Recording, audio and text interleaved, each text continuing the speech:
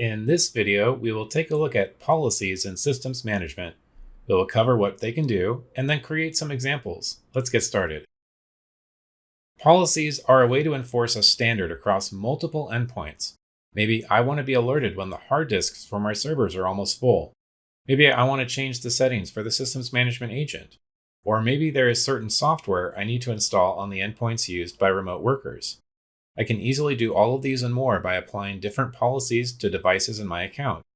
Policies are an important part of systems management to enable you to monitor and manage your devices in a standardized way. In total, there are 7 different types of policies that you can create. In this video, we are going to focus on the agent settings, monitoring, and software management policies. I will configure the settings on the agent to make it invisible to my users. I will monitor the disk space on my servers, and I will install software on the computers for remote workers. Here in Systems Management, I expanded Policies on the left to view all the policies in my account in one place. Policies can exist at both a global level and within each site. You can see that by default, there are 2 policies already created for you to monitor servers and desktops. In the top right, I have options to create new policies. In some cases, you can start with our included best practice policies. These are all monitoring policies that help you set up monitoring for various third-party software and even some network devices like firewalls using Windows Event Logs and SNMP. To start with, I will edit the default policy for monitoring servers. You can see this is a global policy and it includes several built-in monitors for CPU and memory usage, disk space, and to make sure the server is online. In any monitoring policy, you can add as many monitors as you want.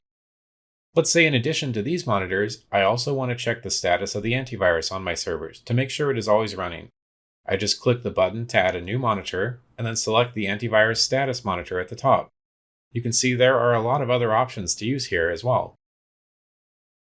From there, I can configure the monitor to alert when the antivirus is not running for a period of 15 minutes or more. I can also set a response at the bottom that lets me send an email or other notification so I know this is happening and can respond. After I add the new monitor, if I want to make any further changes, I need to save my progress before continuing. After that, I can continue to add additional monitors or edit the existing monitors to change their settings or add a response to them as well. Once all the monitors are configured properly, I need to select my targets. By default, all server operating systems will be included in this monitor, and I can add additional targets as needed. When everything is complete, I will go to the bottom to save and deploy the policy to my servers. Back on the policy list, I will click Create Policy in the top right to make my own policy. The first things to think about when creating a new policy are what is the scope and type of policy that you are creating. I will make a new global agent policy, and this is where I can define settings for how the agent behaves on the endpoint.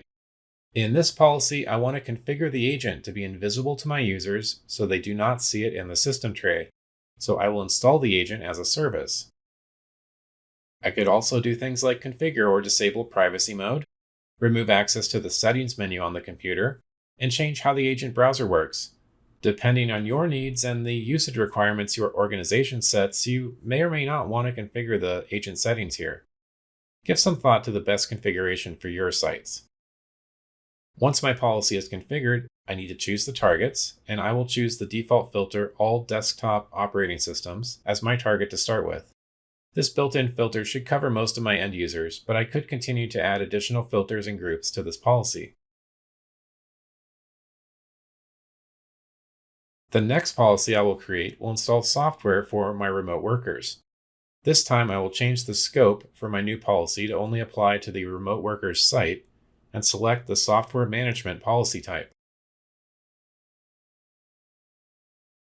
From here I can scroll down to the managed applications. Systems management supports these critical applications, enabling you to install them and keep them updated using policies. In this case, I want to auto-approve any updates to Zoom and install the application if it is not present. For my target, I will use the default filter All Devices, which will only apply to the devices in this specific site since it is selected as the scope above. If you want to install other software not in this list, Check out the video on automation to learn more about using components in jobs. Now that my policies are configured, I can examine my devices to keep track of what's happening. Under the Policies section, I can see a list of all the policies that are being applied to this specific device. And below that, in the Monitors section, I can see the results of all my monitors.